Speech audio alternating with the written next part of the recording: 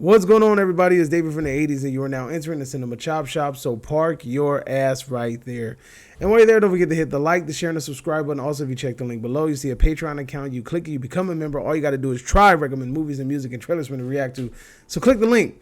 Now, with that being said, we're here today for a review for Eternals, the new Marvel movie. I'm not going to lie to you. Once Eternals was announced, I didn't know how they were going to do it. I wasn't really interested because I don't really know too much about the Eternal characters, but I was willing to learn more about them. This movie was directed by Chloe Zhao, who's did Nomadland. I've never seen the movie, but I've heard a lot of things about it. Heard it's a great movie, and I heard a lot of great things about her as a director, so kudos to her. This movie has a freaking illustrious cast in it. From Angelina Jolie's been known for numerous movies. Her name rings bells in these streets. You got Richard Madden, who's done Game of Thrones. You had freaking Brian Henry, who's done plenty of comedic roles that you know about. Lauren Ridloff, who I know from freaking Sounds of Violence. I didn't like that damn movie, by the way. You got Don Lee, my boy from Train to Busan, and so many other fucking movies. And then you got Cool, whatever his name is, the Indian Pakistani guy dude that he was in Stuber. This movie has so many freaking. It has such a damn great cast. It's ridiculous to think that you got all of these people in one damn movie. And when you're sitting back and you're thinking about it in retrospect, you're just like, how are you going to give all these actors, they're just dudes on camera? And I feel like Eternals does a pretty good job at doing that. Now, this movie is getting bombarded with bad reviews and people saying the movie is trash and garbage and da-da-da, whatever. I am here to tell you that those reviews are absolutely false. The one thing that you will learn about Rotten Tomatoes is when they say a movie is fucking good, it tends to be a lot on the other side. It tends to be bad if they say that the movie is good. If they say the movie is bad, the movie tends to be a lot better than what they say. Now, is this always going to be a thing? Not really. You can't always trust that theory. Sometimes they'll say it's a good movie and hey, by golly, it's actually a good movie. Sometimes they'll say it's a bad movie and hey, they hit it right on the head, it's a bad movie. But when it comes to the Eternals, by all means, this movie is not a bad movie whatsoever. It's actually pretty damn good. In regards to storytelling, it's one of the better MCU storytelling films. It actually has characters in it that when you actually sympathize with them. I saw that one of the criticisms of this movie was that, the characters fall flat. You don't give a damn about these characters. They don't develop, whatever. I honestly had some sort of connection with most of these characters. I understood their plight. Each and every one of these characters had some sort of connection or some sort of character development arc that they had to fulfill towards the end of the movie, right? They all have their problems. And you're going to run into problems where you're a freaking godly being that's been living for countless amounts of years and you can't die. And you've lived through centuries upon centuries upon centuries of different types of warfare, conflict, and all these other crazy things. And you could have interfered in these things and you can't because there's rules against it. You're gonna see the mental strain that it has on people. You're gonna see the mental strain that it has on developing relationships with people. And you see it within these characters. I don't get the idea where they say that these characters didn't have any heart or didn't have any feelings or these characters fell flat. Every single one of these characters I actually cared about. And honestly, I thought the two comedic relief characters in Kumail and freaking Brian, I thought that they were going to get on my nerves, but honestly, they didn't. This whole cast didn't really get on my nerves. And I was kind of worried, when I saw the cast and I'm like, oh, they're going the rainbow route. You got the girl that's deaf and she does the sign language. You got the Indian cat that says he's a freaking Bollywood actor. You got the Korean star actor. You got the black man. You got the gay. He's gay in this movie. It was already announced. You have an Asian. You have literally every single aspect of the rainbow that there is. White man, white girl, everybody's there. Irish. My man has a freaking Irish accent, I believe, or Australian. You have literally cultural diversity sprinkled throughout this whole film. So I'm thinking the movie was going to be riddled with SJW nonsense, which honestly it wasn't. Surprisingly enough, it did have a scene where it's just did you have to put that in? Not really, but this is something that we knew about, and I think that probably that might be one of the only flaws in this movie, where it felt like that scene was kind of pushed to the forefront a little bit, and you kind of were sitting there I don't know. This movie does have flaws. It is not a perfect film. The movie's runtime, to me, does some damage to my overall grade for this film. Because the runtime, when you're watching it, you're looking at it and you're like, damn, that could have been trimmed. That could have been trimmed. That could have been trimmed. Why are we watching this? This could have been a lot shorter, so on and so forth, right? You have scenes that are basically extended, and I think it's to make you see the extent of how these characters' relationships are. But at the same time, I don't think we needed a full-fledged dive-in scene in order to understand that. Maybe like a quick 1-2 minute flashback. We're out of here, like that would have been sufficient. But they spent a lot of time on these characters. And then honestly, I was surprised that there was a very intimate scene in one of these MCU films. I don't think I remember any really intense, intimate scenes like that being shown in a MCU film. That was kind of surprising as well. But the score in this film is amazing. The fucking set designs are amazing. The landscapes are amazing. The shots are amazing. It's a really fucking good film. It has really great actors. It has a really good cast. The cast has heart.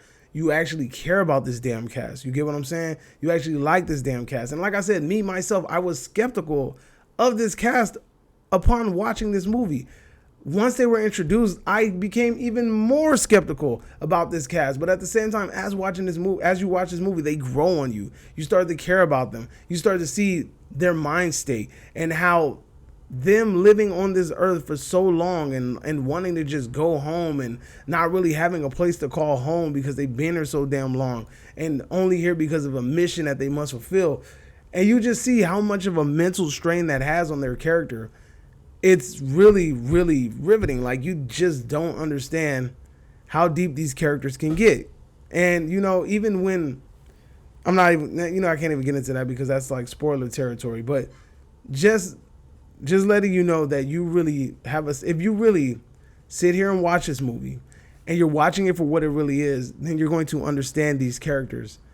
I feel like the people that went into this movie and said that they didn't like it, I feel like they already had their minds made up when they sat their asses down in the chair. They didn't give this movie a fair shot.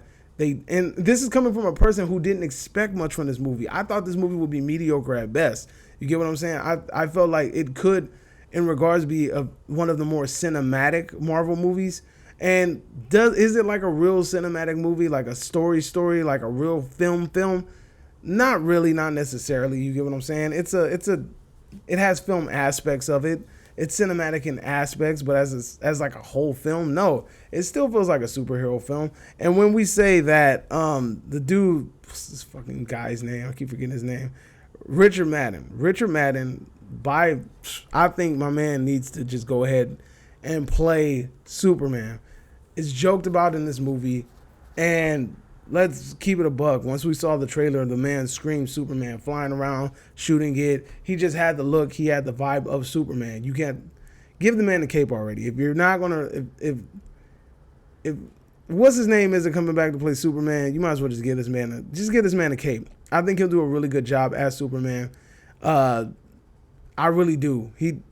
Watch this movie, you'll see exactly what I'm talking about. Trust me when I say this. Like I said, this movie keeps you on your toes. You really think that it's going to be an atypical storyline. You don't really expect a sleight of hand, but you get it at the end. This is like I said, man. The cast was really enjoyable, and it was really refreshing to see Angelina Jolie in a different type of movie. I'm used to seeing Angelina Jolie in like kind of like indie films or movies that have a lot of like per se acting chops, like that you really need to like deliver a freaking death-defying role, and give the acting of your life, like the changelings of the world and things like that. But surprisingly, she fit right in this movie, dude. Like, she fit in really well. Her moves was tight. She was dope as the warrior Athena. She was getting it in. She has, like I said, her concluding arc is pretty dope. Every character in this story has a very good concluding arc. I can't complain. You get what I'm saying? Even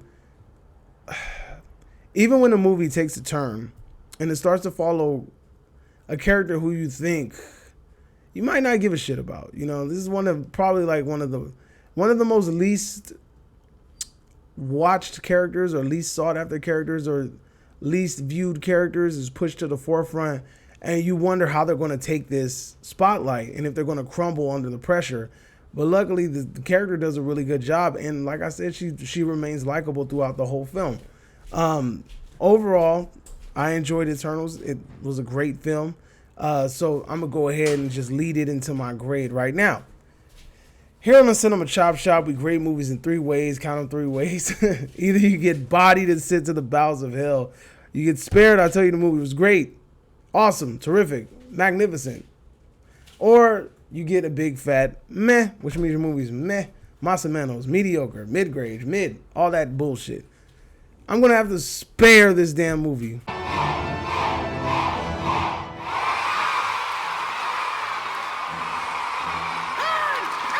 He ain't earned the death. He ain't earned the death at my hands. God's only man, spared by the butcher.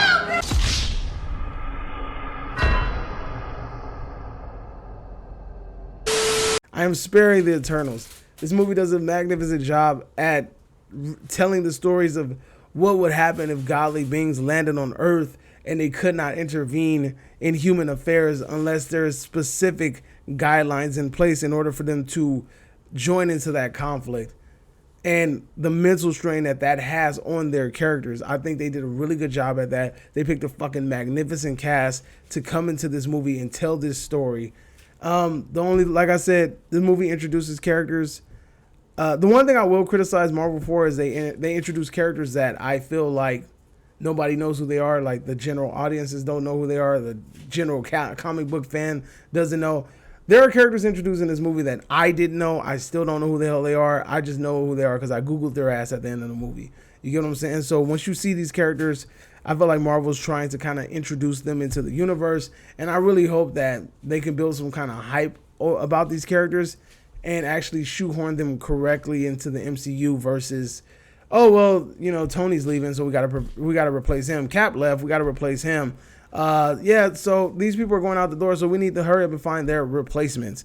I hope this isn't a scramble in order to find characters that can possibly replace the Avengers. But like I said, after watching Shang-Chi, I was actually pleasantly surprised about what type of film it was. You know, I didn't expect much from it. I thought it was going to be pretty boring. But giving some of these Z-level characters or Z-list characters a chance and learning about them and watching them, I think, you know, we're going to actually possibly end up liking these characters a lot more than we think we are, right? That's my review. Let me know if you agree or disagree, whatever the case may be.